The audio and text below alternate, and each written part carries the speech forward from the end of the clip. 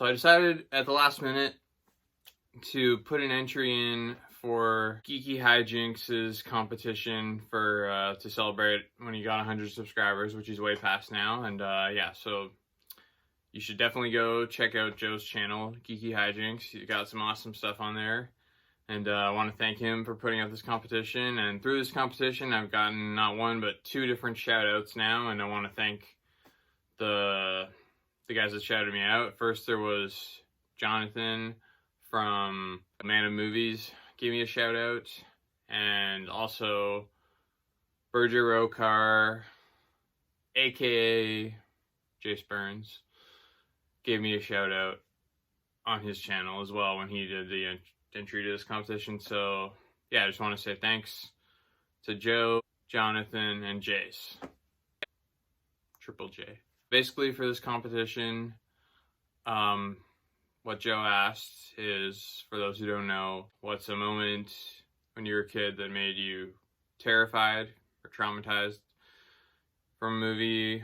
What is a moment or movie that made you cry, like in a, you're just sort of in a really, it made you really sad type of way? And then to shout out some channels that are also under 100 subscribers. My answer to the first question Joe had is, what movie really terrified me as a kid? So I was pretty scared of a lot of things when I was a kid. I really barely watched much else other than like animated films, mostly Disney stuff. That being said, even some of the Disney movies scared the crap out of me, and the one that always stuck with me, and the one movie that I can pinpoint, even though I can remember other ones that gave me sleepless nights, the one movie that I can definitely pinpoint that I know really, when I was younger, and really, I didn't get over it until I was about 10 or so, was, yeah, well, the very first, like, full-length Disney movie, Snow White and the Seven Dwarfs, which I think is a great movie, but,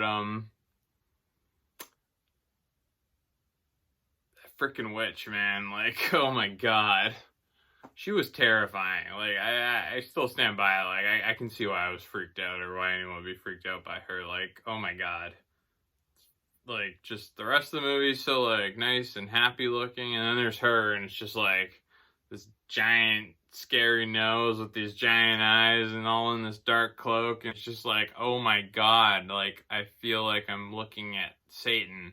So, and which movie made me really sad?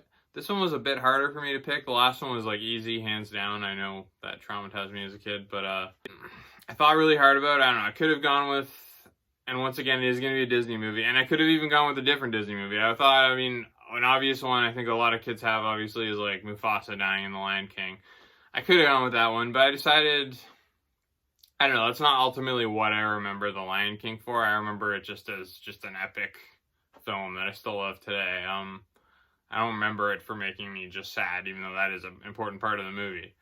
So a movie that I remember particularly, I actually rewatched it last night just to jog my memory, because I really even, like, this is not a movie I'm really even a huge fan of or anything. Like, it's fine. It's just a fine movie, but, and so I'd only seen it like maybe 1 or 2 times before in my life, but I remember one time watching it as a kid, this made me really sad, was in Honey, I Shrunk the Kids. The only really sad part in the movie is when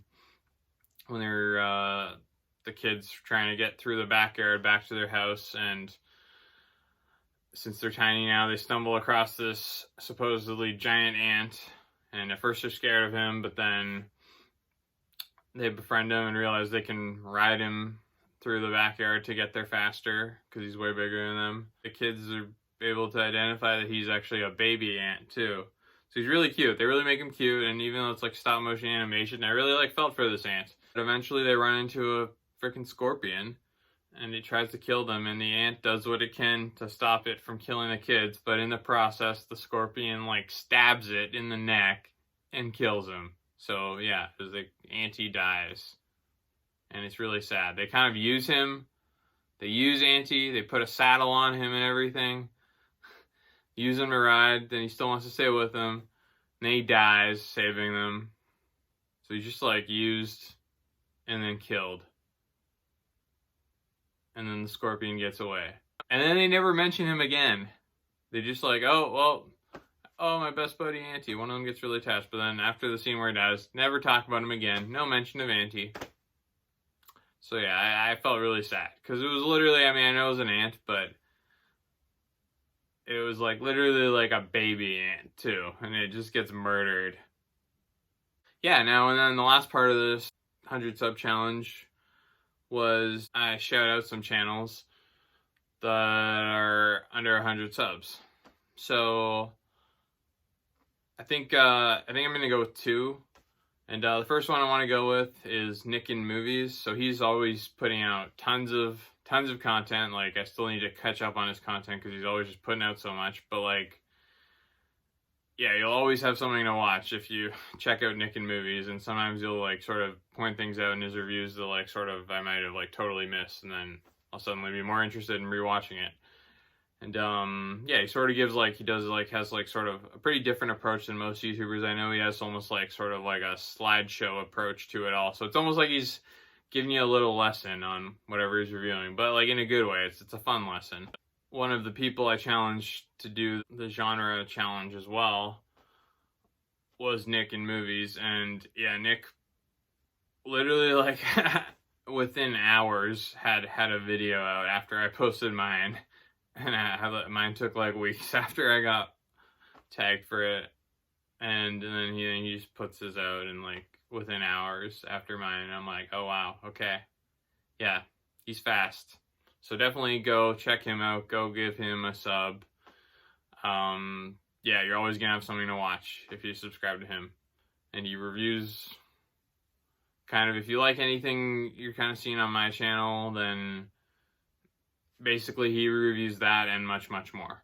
So yeah, definitely go give Nick in Movies a sub. And then the other channel I want to shout out, who's really got barely any like subscribers compared to what he should have, is Meters Reviews. And I think he's fairly new at this, but he's really like picked up and like started, like, I mean, he just only started doing videos not too long back, but he's really like been like pumping out a lot of reviews now. I still need to get caught up on a few, but I always have a good time checking him out. And I think he always does a really good job of explaining sort of his thoughts on what he's reviewing. And even when I disagree, I still totally like get where he's coming from. So definitely also give Meters Reviews a subscribe. And yeah, with that, yeah, I'll link all the channels I mentioned down in the description. So yeah, with that, that is my entry into GeekyHiJynx, aka Joe's competition. So with that, thanks for watching. Please like, share, and subscribe. Take care. Bye.